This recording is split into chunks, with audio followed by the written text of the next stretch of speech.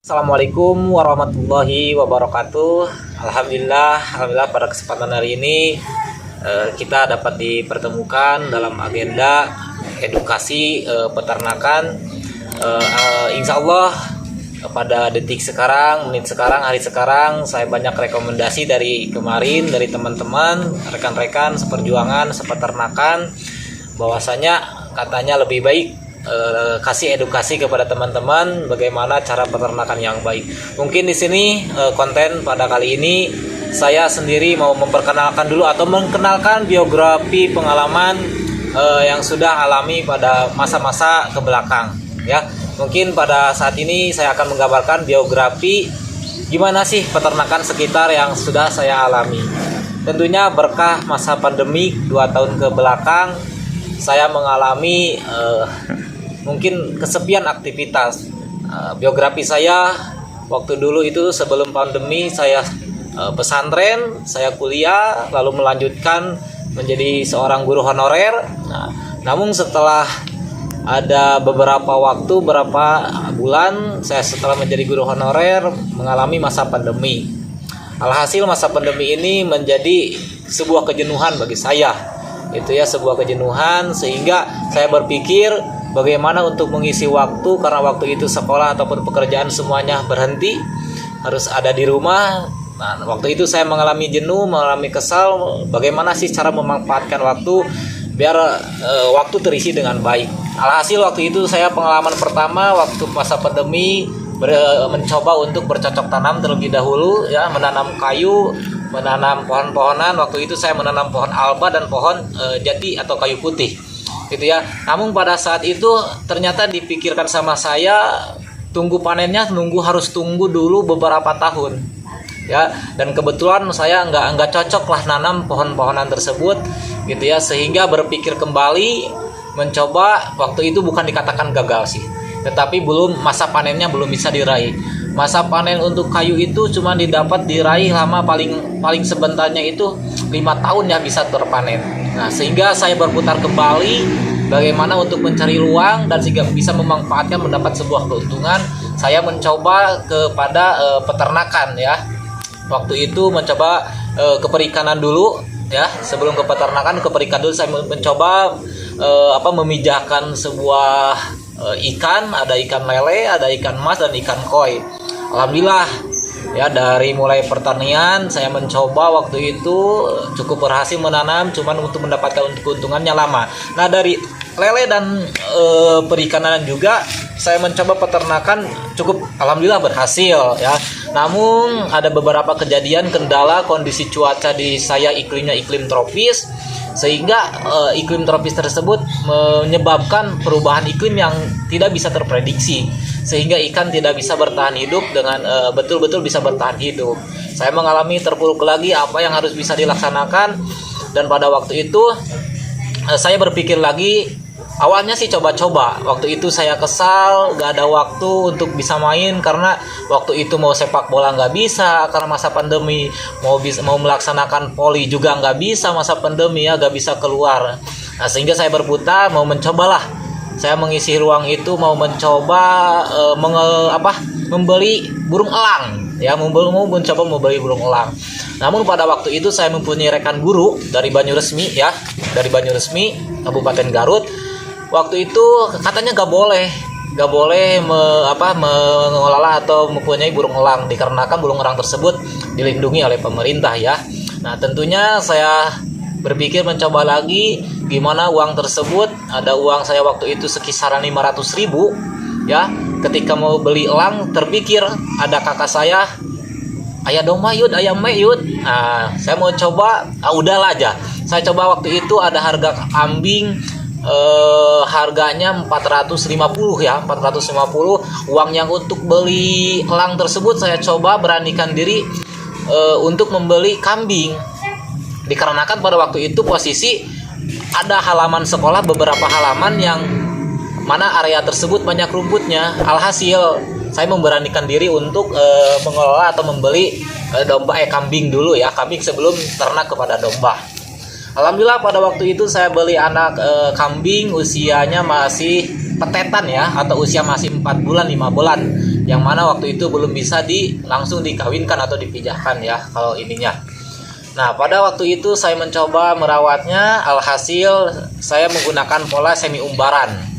Semi umbaran itu yaitu kambing banyak diliarkan ya, jarang dikasih makan di kandang, tapi diliarkan aja di area-area lahan. Kebetulan saya ada beberapa lahan tersebut tidak berproduksi sehingga kambing tersebut bisa diumbarkan di area tersebut. Alhamdulillah masa pandemi berlanjut 1 tahun dan kambing pun juga mulai bertambah ya, beranak waktu itu 2. Waktu itu alhamdulillah bahkan Lebaran Raya Agung kemarin itu ya dapat terjual untuk yang jalurnya ya, alhamdulillah berkah.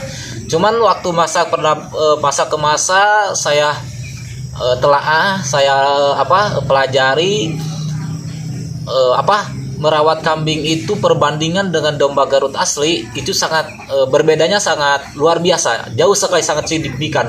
Harganya saya mulai berpikir bagaimana tata cara pendistribusian kambing atau harganya domba dan kambing, pertimbangan. Ternyata setelah saya evaluasi, setelah saya pelajari, harga kambing dan harga domba Garut itu luar biasa perbedaannya, perbandingannya.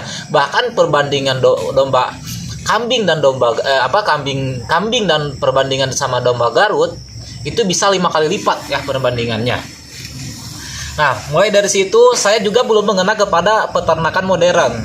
Masih peternakan jadul lah, zaman dulu, yang mana mengandalkan diarit ya, ngambil rumput lalu dikasih. Nah, mengenal dari itu saya edukasi, belajar dari YouTube, belajar dari rekan-rekan, belajar dari teman-teman pertanian, rekan saya ada di pertanian ya. Alhasil mulailah di situ mulai ketemu titik temunya, ternyata menjadi seorang peternak itu gak susah dan gak menyulitkan gitu ya. Dan impian saya dari kecil saya pengen menjadi bos, yang gak mau saya menjadi hidup ditunjuk orang lain. Maksudnya saya gak mau jiwa saya gak mau ditunjuk-tunjuk sama orang lain. Nah, di situ saya mulai berpikir kembali, dan alhasil alhamdulillah pada waktu itu mulai berpikir mengembangkan pertanian. Kambing itu saya kasih coba pakannya pakan modern, yaitu dikasih pakan fermentasi dan silase. Juga waktu itu mengalami kegagalan. Kenapa saya beralih dari kambing kasih pakan fermentasi? Waktu itu saya mengalami kematian kambing itu 2. Karena saya semi umbaran. Ternyata semi umbaran itu ya belum tentu aman bagi para peternak. Kenapa nggak aman bagi para peternak? Kenapa? Dikarenakan ada rumput-rumput yang nggak bisa dikonsumsi oleh domba. Maksudnya bisa dikonsumsi, tapi setelah dikonsumsi itu akan membahayakan bagi dombanya tersebut. Ya, nah ini perlu kalian atau rekan-rekan perlu pelajari bahwasanya yang mau mengkonsumsi bahwasanya yang mau mengkasih atau dombanya atau kambingnya mau dibikin semi umbaran itu harus perlu hati-hati. Jenis rumput itu banyak. Ada rumput yang membahayakan bagi domba atau bagi kambing, itu cukup berbahaya. Saya udah 2 korbannya ya, udah 2. Nah, mulai dari situ saya beranikan dulu kasih uji coba observasi bikin fermentasi dan silase ya. Nah, mulai berhasil dan alhamdulillah kemarin saya 3 bulan ke belakang saya jual kambing semuanya.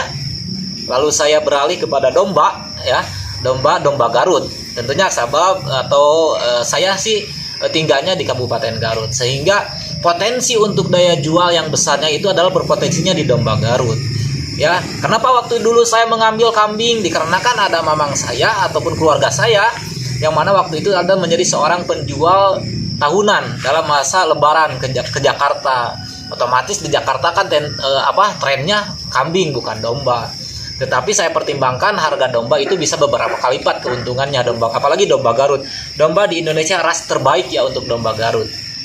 Nah, setelah itu saya menerapkan konsep yang baru, yaitu konsep farm yang mana kasih makannya yang modern, yaitu intinya saya nggak mau punya domba, nggak mau punya kambing harus ngarit, saya nggak mau. Jadi pengennya saya kasih makan.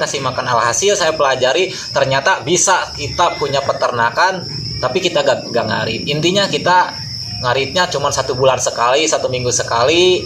Itu juga nyuruh orang siapa untuk mencari rumputnya lalu difermentasi, sehingga saya bisa mengajar di sekolah, bisa kerja, bisa main-main sama anak-anak, bisa voli gitu ya, bisa sepak bola sama rekan-rekan.